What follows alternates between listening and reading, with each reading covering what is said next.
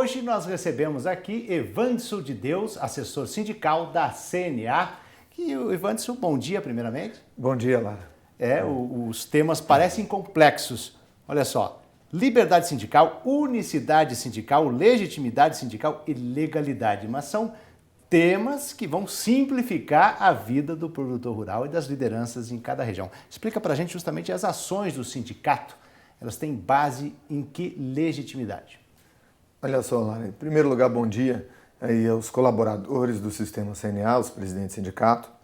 E agora há pouco, Lara, a gente viu o presidente do sindicato falar das ações do sindicato dele, que ele divulga o produto, e ele falou um ponto muito interessante, que ele trabalha o produto, a atividade, não só para os sindicalizados, mas para todos os produtores. Porque ele não representa somente os sindicalizados, ele representa uma categoria econômica. Então essa representação, essa representatividade, ela provém de lei. Então hoje a nossa lei, a nossa legislação, o direito sindical, ele está pautado em 4 princípios principais, que é o que trata a liberdade sindical, a unicidade sindical, legitimidade e a legalidade. Então é importante a gente entender cada um desses princípios para poder saber como que ele vai exercer essa representatividade dele. Então, quando a gente fala em liberdade sindical, onde é que está prevista essa liberdade? Então, essa liberdade nasceu para os direitos coletivos e está prevista na nossa Constituição, lá no artigo 8º, que trata das garantias coletivas individuais. Então, o representante sindical e o sindicato, ele trata para a coletividade. Então, a liberdade sindical prevista lá está dizendo o seguinte: é vedado ao Estado e ao governo exigir alguma documentação ou proibir a criação de um sindicato, certo? E, além disso, a única previsão que tem só é vedada ao registro do sindicato em órgão competente. Daí vem aquela questão que nós tratamos na semana passada, na sexta-feira, de um registro sindical, né, das atualizações, da documentação, da papelada, como manter isso em dia. Mas a liberdade sindical garante isso. Então o Estado não pode ter interferência no sindicato. Ele tem a liberdade para agir, para se fundar, para representar. E garante também a liberdade do associado. Ele tem a liberdade de associar e desassociar quando ele entender que o sindicato representa ou não os interesses dele. Então isso a gente trata da liberdade sindical. Quando a gente vem tratar de unicidade, aí é outro tema que o Márcio também discorreu sobre o sindicato dele, que essa unicidade quer dizer o seguinte: não pode existir mais de uma entidade sindical que represente aquela categoria econômica na mesma base territorial. E aí o que é a base? A base não pode ser menor ou inferior a um município. E no sindicato de Lages, como ele falou, ele tem 3 municípios na base dele. Então ele não pode ser inferior, não pode ser um distrito, por exemplo, ele não pode fundar um sindicato distrital mais. Então, a base mínima é um município. Então, unicidade quer dizer o seguinte: olha, eu tenho um sindicato rural lá em Lages e no outro município vizinho, que é o teu município natal. Então, daí lá o teu município, ele não vai poder fundar um sindicato se ele já é base daquele sindicato. Campos Novos. Campos Novos. Então, ele teria que fazer um acordo para existir um sindicato lá em Campos Novos, ele teria que fazer um acordo com o sindicato de Lages para ceder a base. E aí, de acordo com o interesse dos produtores de Campos Novos, ele poderia fundar outro sindicato. E a legitimidade sindical. Legitimidade sindical também está lá no inciso 3º do artigo 8º, para dizer o seguinte: olha, legitimidade é o sindicato quem tem para representar essa categoria econômica, tanto administrativa como juridicamente. Então, quem tem essa legitimidade para representar os produtores? Entrar com um mandato de segurança, uma lei que não está adequada às novas realidades da nossa agricultura. Quem é esse representante?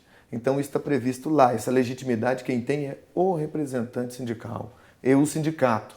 O sindicato ele tem uma preparação jurídica, ele tem pessoas capacitadas para isso, né? A ideia agora, principalmente do sistema CNA, né, nessas últimas gestões, é inclusive levar essa informação na ponta. Porque lá, a partir do momento que o sindicato é constituído, o estatuto é a norma vigente dele, da administração. E o registro junto aos órgãos competentes, inclusive o registro civil, ele cria personalidade jurídica e depois do registro no Ministério, a personalidade sindical para exercer essa legitimidade. Então, esse é um dos pontos. E a legalidade do sindicato? Então, a legalidade do sindicato ela não está prevista num único documento, né?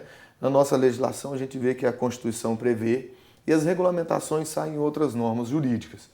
Então, a legalidade está prevista, primeiramente, lógico, na nossa Constituição, lá no artigo 8º, e depois ela vem em outras leis, vem tratando. Então, ela está prevista também no Código Civil, do artigo 44 ao 61, que vem tratando das associações. E aí o presidente do sindicato, de novo, hoje deu uma outra contribuição importante. Como nasceram os sindicatos, as representações sindicais? Elas nasceram como associações. Eram associações rurais que depois se tornaram em sindicato por força de uma instrução normativa lá da década de 60, que passaram a ser denominadas como sindicato. O que já existia no ordenamento jurídico pela CLT desde 43. Então essa mudança de associação para sindicato, essa transformação, se deu nessa década de 60.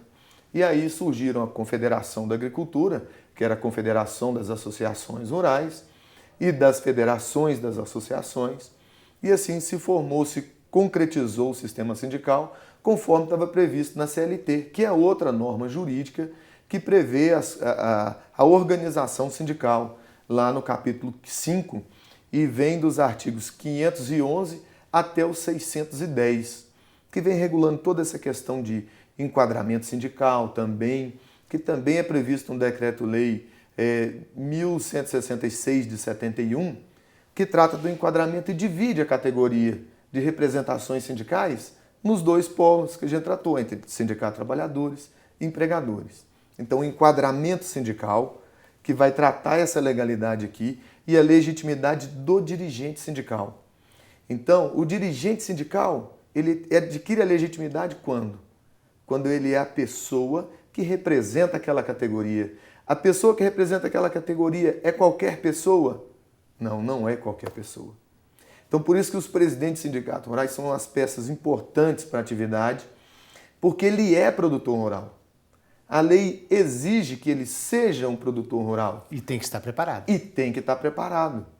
A gente viu os depoimentos de como que um produtor rural, ele como produtor rural e sendo legítimo para representar um sindicato, ele entende as dificuldades da atividade no setor, no município, na base territorial dele, e ele busca resolver esses conflitos, busca resoluções, as entidades que podem ser capazes de fazer com que a agricultura evolua.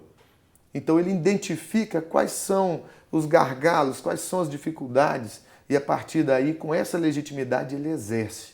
Ele faz uma projeção para o ano inteiro. Ele faz uma projeção, né? Então, a legalidade, conforme a gente viu lá, desde a liberdade sindical, que exige do sindicato um registro no órgão competente, que é o Ministério.